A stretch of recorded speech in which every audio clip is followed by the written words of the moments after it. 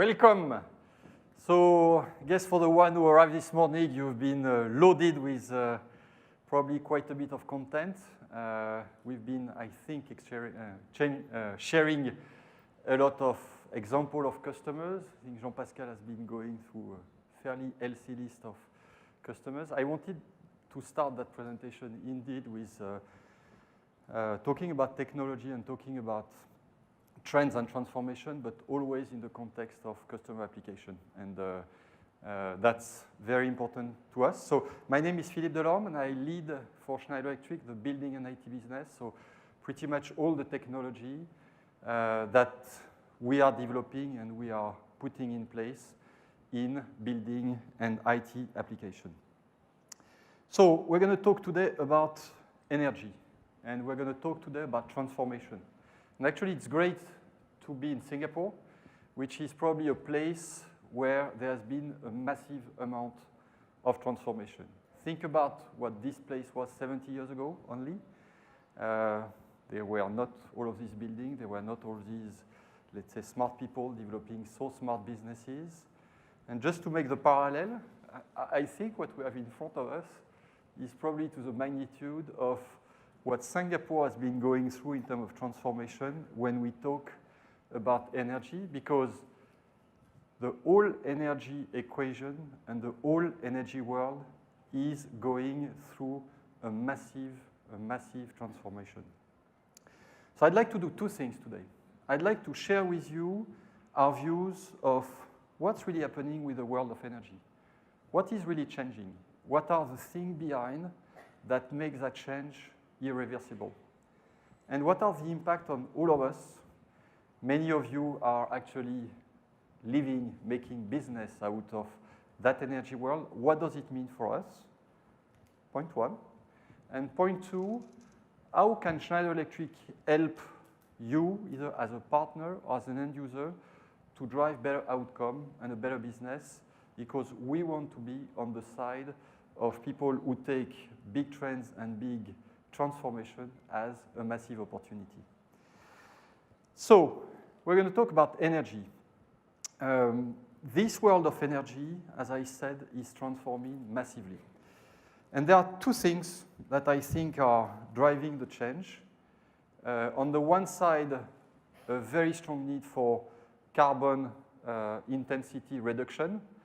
I think you know why. I live in Hong Kong. I was last week experiencing Typhoon Mangkhut, which in my view is a bit global warming at work. We all realize that there is a big imperative to do things differently and to take, let's say, the topic of carbon emission in a very different way. And this pressure is going everywhere. I think we saw the COP21 and let's say most countries in the world adopting it without too many ideas in the back of their mind. And of course, there is a huge need for efficiency in this world, for all of us to become more efficient. Now, when we look at, let's say, the energy system of the past, that system was relying on two things that structurally were driving carbon emission and inefficiency. First one is related to power generation. So you see here a big turbine that's using, in many cases, fossil fuel. Efficiency 40%, meaning 60% loss from primary energy to the output of energy. Everybody is talking about it, and everybody is having the eyes on power generation. Now, very few people actually are looking at what's happening on the demand side. And I would say on the demand side, there is equal inefficiency. And those same, let's say, carbonated way of driving energy are also the same on combustion engines, whether cars, whether motors in industries, whether, let's say, heating or cooling in building, which is in many cases using combustion engines, 70% loss. 70% loss. So when you look at it and look at the bigger picture of the whole energy system, you got a system that's driving 60% waste, 60% loss. That means that on the whole pool of primary energy that you see in the world, 60% goes in the air. 60%. 70,000 terawatt hour. Can you think about it? Now, the new energy world is going on, let's say, 2 cylinders, one more renewable, using the sun and the wind, which is an unlimited source of energy. So we say here no loss, because you might look technically at the loss of the renewable, but there is no loss because the source is infinite. And very important too, the usage are getting more electrified. Electric vehicle, electrical motor industrial application, electrical HVAC, ventilating, and so on, which come with a very big difference, which is 15% loss compared to 70% loss. Bottom line, 25,000 terawatt hour of waste in that new energy world, which is 30% of primary energy. Time 2, more efficient. The best news of the day. And actually supporting the fact that this transition will happen. By the way, for anyone that is in turbine business today, life is not very good. Why is that? It's because it's not efficient. Why are we building more renewable? Because it's more efficient and it's better for the planet. And the good news is that the two are coming together. So this change, which is a massive transformation, is happening and actually will be accelerating. So for anyone in this room that has a doubt that this is happening, it will happen both because it's good for the planet, but also because just it's more efficient. And the two are connected. So this is here to stay. And it's coming with at least 3 big impacts for all of us. The first one is we believe energy or power is a given. Actually, it's not. And in many cases, it fails still. That picture, which is a bit of a dark picture, was taken in CES in Las Vegas, which is the place early every year in the US where startups are bragging about their new stuff and we are all excited. And this year, what happened? Power loss. Power loss. In the place where we are supposed to talk about the biggest technology and so on. So a big reminder that uptime is not a given. And that actually uptime, or let's say downtime, when you lose electrical power can have huge impact. 4 million loss when you have a power loss in a semiconductor plant, because basically you have to stop your process and redo the whole thing. 6 million per hour for financial trading. So we are showing a lot of data centers. When you lose an hour of trading, that's 6 million is actually a minimum. I'm not going to go one by one on all of this, but the point here is that we say life is on when energy is on. Life is off when energy is off. And energy and electrical power is a given, and that will be more and more because the world will become more electric. Point number 2, all of this is not easy. We are talking about more renewable, probably more storage, more digital. You have here the example of Australia, where 45% of the capacity is coming from decentralized power. For anyone leading, trying to manage a grid, it's a mess. It's complicated. Then you need to have storage. So it's a full paradigm shift, which actually is fueled by digital, because digital is opening new doors and new possibilities. But all of it is new. And all of it can be overwhelming. I was talking to many people after what they show, where they saw our solution, and they were saying, wow, so much. Yes, it's overwhelming. But think about what we said before. The new energy world is coming at us very, very fast. Which actually leads me to my third point as an impact for all of us, which is a massive need for competencies at scale. Because now people start to realize how big of an opportunity is. In the CapEx phase, 50% of the construction cost is engineering, where we are missing resources. And actually, there is 5 times more cost in the OpEx compared to the CapEx. And there is opportunity. There is opportunity to drive better engineering. There is opportunity to drive energy efficiency or asset optimization. I'll talk about that slightly after. But for this, you need people. Or you need to put what people have in mind in technology so that you can deliver those value at scale, which is pretty much what we have in mind. But we are not living in a business as usual situation.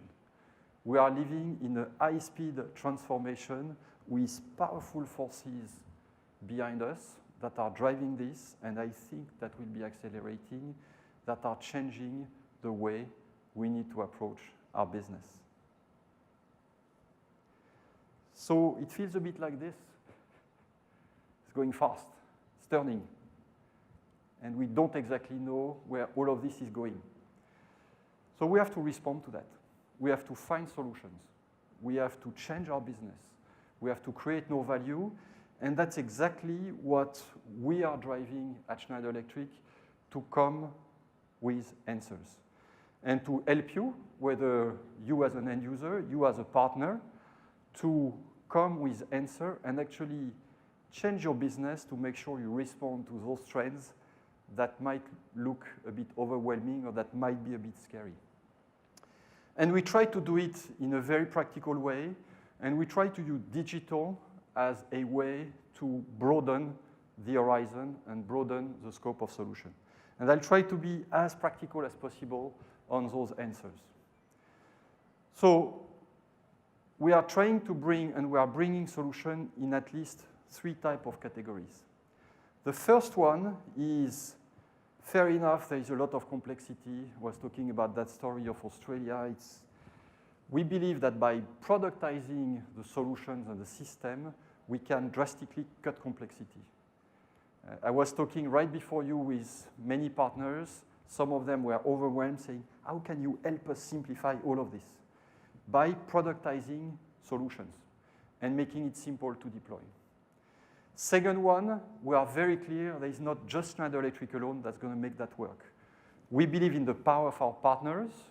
We believe we have a duty and a role to train those partners, make them work as a network together, and help you or help us drive value across the full life cycle. That's what we call enable an energy management ecosystem.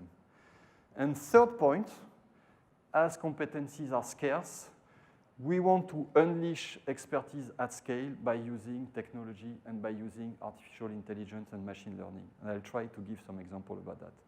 1, 2, 3. Now, let's open every of these boxes and look at the principle and look at how this is being applied in the case of some customers. So productize to cut complexity. 2 simple ideas here. 1, we want to make sure that our products are plug and play, because in that whole thing of technology, I mean, you would have so many protocols and so on. So we want to make sure that all the elementary products you would have in a panel like this can talk to each other in a very simple way, can self-declare, go on a cloud super simply so that there is limited human intervention to make it work. And that actually we go to what we call prefab or pre-configured solution, which could be a panel like this, or which could be a full skid that you would have in a data center that would feed megawatts of power in a big data center. That's what's on the left. On the right, we are very clear that all these solutions are going to be very different in the context of a high-end condo, a hotel, a retail chain, a bank branches, a data center, hospital. So we need segment experts that we are building by dedicated segment and vertical. And we are building what we call reference designs, where we try to standardize and package all the knowledge we've consolidated, for instance, in the case of data center or hospital, to make sure that we don't do the same mistake and that we gain time by putting in a can all the know-how that our solution architects have and make it available through our digital platform. So let's take an example of what it means for a customer. Interaction, colocation company in Europe. For a company like this, what matters is fast time to market, super reliable power, and possibly being green. So what we did with people like this was to go very early on in the project, building a reference design that actually is standardized now across Europe, bringing together secure power, building automation from the level of the products to the software to the application. And here the plug and play works, and here the architects working very early with Interaction have been making a huge difference. Bottom line, 5.9 reliability, which is what you have to do in a data center. We delivered that thing in 2 months, where before it required 6 months, so we cut by 3 the delivery time. And this has been done with 90% energy renewable resources. Something that 5 years was a dream. Coming with productizing complexity to cut really that complexity. Point number 2, we want to drive and to make sure that we use the power of our whole ecosystem. 3 pillars for that. 1, we've built a very strict program of qualification of what we call eco-experts, which are top-notch system integrator by badge. And we are committed to support the companies that are going into that focused effort. We have 3,500 partners. We are growing every day. I was yesterday with 150 of these partners coming from India and Southeast Asia with a great level of energy. We believe these people are part of the family, and we want to have them fully on board. These people can go on a collaborative platform where they can learn from each other and where we can digitally interact to make sure that we feed these people with reference design, with the last project we've been having. And we also want to make sure that we expand our reach on the full life cycle from design, build, operate, and maintain. And I think Jean-Pascal has been showing those type of examples where we expand our reach and we expand our line of sight on the full suite of tools from CapEx to OpEx. One example, DreamTech in Korea, an industrial company where we worked with an eco-expert to deliver a solution coming from products to power monitoring system at the edge and some optimization on the cloud with a bottom line of 100 kilo euro saving on energy and maintenance and the ROI for that solution of 2 years. Possible in Korea, possible in Indonesia, possible, we've done that in Pakistan. So the power of the eco-expert program allows us to reach places where we don't always have as Schneider the full presence, but it's an extended arm of the Schneider Electric family. Number 3, expertise at scale. We all live shortage of skills.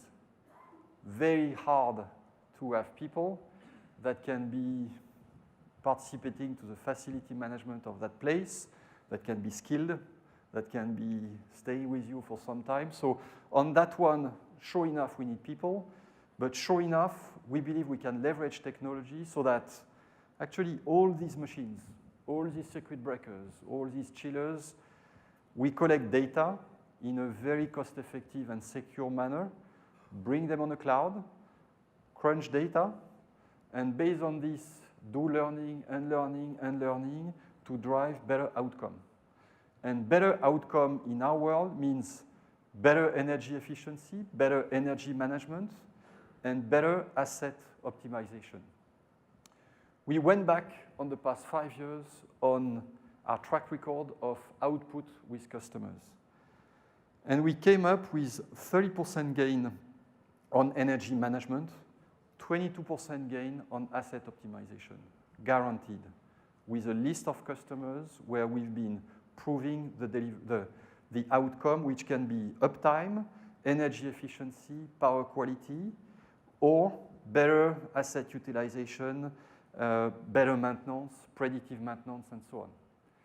And on that one, it's pretty obvious. And I don't know if it happened to you, but it happened to me not so long ago. You're in a hotel, 3 a.m. in the morning, fire alarm, everybody in the lobby, and then for 1 hour, people running all over the hotel, trying to find the problem, and usually it was water going on a power thing, which was blowing either a breaker and so on. If that whole installation is connected, what's happening? Immediately, you know where the fault is, And rather than to have a guy who is here or not, because it's late at night, you have technology that's going to tell you that breaker has a problem. You can retrip it and take care of the water leakage. Looks simple. The technology is here. It's really a matter of being able to deploy those type of technologies. So let's take some examples. IKEA in Korea. Here we deploy our solution called Asset Advisor. Take it as, let's say, a predictive maintenance tool for critical application. So we put a couple sensors in that installation, run our analytics, and are able to predict where failure is going to happen. Bottom line for IKEA in Korea, 15% improvement of life expectancy of its asset in that place. Example number 2, we are in China. We are with a mining company for which, let's say, the reliability of the whole power chain is super important. So what you need to do, you need to get metering data. You need to understand what is your power reliability, your power quality, to be able to manage better your equipment, to be able to manage better the peak demand, and your whole maintenance operation. Bottom line, 15 million annual saving. It pays within a year the investment done on the installation.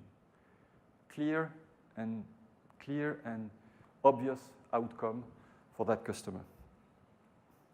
Third one, financial institution.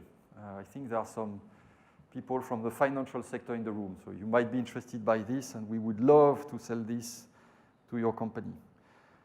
Blackstone, having a portfolio of investment into many companies, committed with their board on sustainability indicator, actually interested also by return investment. So what we did with this company was to tool all the companies in which Blackstone was invested, at least in that portfolio of Don Anderson, with an energy reporting system, and actually doing also some consulting on the supply of energy. Bottom line, 60 million saving over 4 years. 60 million saving over 4 years. So technology does pay, and we can take any purchase order at the end of that session. But people tend to be doubtful or cynical, saying it's not possible. Yes, it is. And we have hundreds of cases like this on asset or energy. So technology is ready. Technology is ready. So talking about technology, so you've heard a lot about EcoStruxure. So what we've done with EcoStruxure, so let's rewind. 10 years ago, many of our products were not always connected, were living their own mission profile in their own place, circuit breaker, for instance. What we did by episode was first to make those products smart. That's what we call connected products. Bring connectivity there, make it as open as possible, and give some level of intelligence locally to those places. Smart breakers, for instance.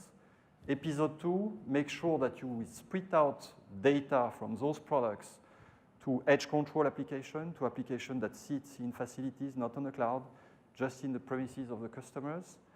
And step number 3, go to artificial intelligence and leverage the power of the cloud with thousands or millions of points connected to drive better outcome, which is our advisor layer. So we've done that on the scale of power with maybe one specificity compared to the other EcoStruxure we have in Schneider, which is Schneider in power is by very far the world leader, meaning the span of products that we have here is gigantic. We ship every year 500 million circuit breakers. Think about it. Every day, 2 million circuit breakers are shipped from Schneider Electric plants, and still many more to become connected products. So a few news here, or a few new products. On the connected product side, we launched this year, and actually last month, the most accurate meter in the world, the ION 9000, 0.1% accuracy. No one is doing that. And that's very important for very critical application, data center, hospital, and so on. You need to have high power quality, high accuracy for your metering. Masterpact MTZ, we launched it this year.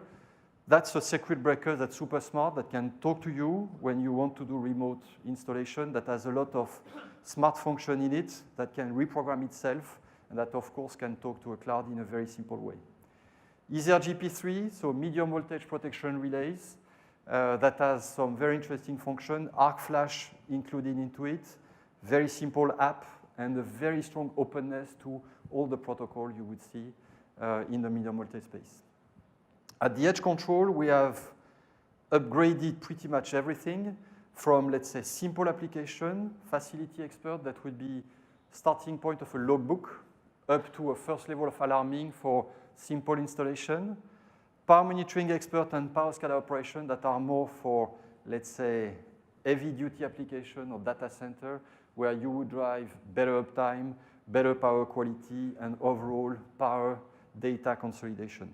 And on the cloud, new stuff coming on Asset Advisor. I just talked about that instance of usage with IKEA in Korea, and Power Advisor, which is more geared on power quality and power reliability. So a lot of new stuff and a lot of new technology to really back that whole transformation. So probably a lot of content in a condensed way, but if we rewind a bit the movie, starting point is we are living in a world of energy as a system that's moving to all electric and all renewable for two reasons. One, it's way more efficient. We cut by 2 the level of waste. Second, it's better for the planet and it's reducing hugely the carbon emission. So this one is not going to change. If you believe it's not happening, it is happening and it's accelerating. That's leading to 3 things that are impacting us. One, electrical power has to be on. Uptime is a must for everybody. Second, it's driving complexity in the implementation of the solution because that world is more versatile, is more decentralized, is more messy. So you need solution to drive that complexity and to simplify the complexity. And there is a skill set challenge into all of this to drive those outcomes. So at Schneider, we are bringing answer by productizing those solutions to cut the complexity drastically and make this technology as accessible as we can, by leveraging the brain power that exists in this world, in Schneider for sure, but in the whole ecosystem of our partners, digitally and with, let's say, very practical solution, and using artificial intelligence, machine learning to make sure that we can actually optimize and drive outcome, not only with people, but with analytics that we connect to a cloud. So bottom line, the world is moving. You can see it as a risk, or you can see it as an opportunity. We see it as an opportunity, big time. And we want to bring you on board. We want you to see it as an opportunity. We want you to grasp the opportunity if you're an end user, to go into that new world if you have one of our partners. And really my question to you is, are you in or are you out? My advice to you is jump in. Trust us, let's work together, and let's make sure that that energy world is happening even faster for your benefit, but for the benefit of our kids, because we have a duty to leave our planet in much better shape than what we took it from. And we know there is quite a bit of work still to do in that world. Thank you very much, and I would love to take your question if there is any question. Thank you.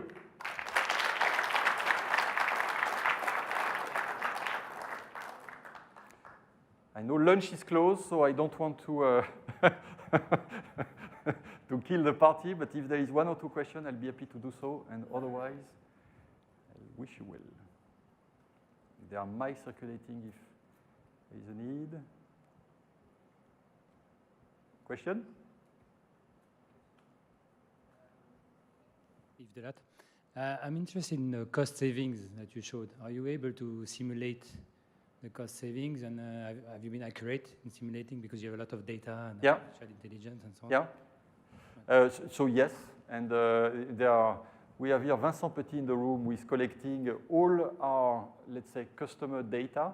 But yes, we have many. And I would say, if I oversimplify, there are really 2 fields: saving on the energy bill, and saving on the whole cost of driving maintenance for critical installation.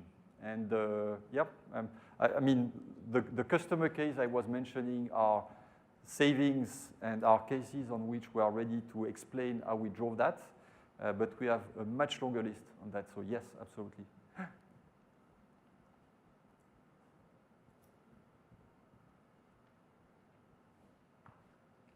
Okay. So I think we're good. Thank you for your time. Thank you for your attention. And enjoy the rest of your day. Thank you.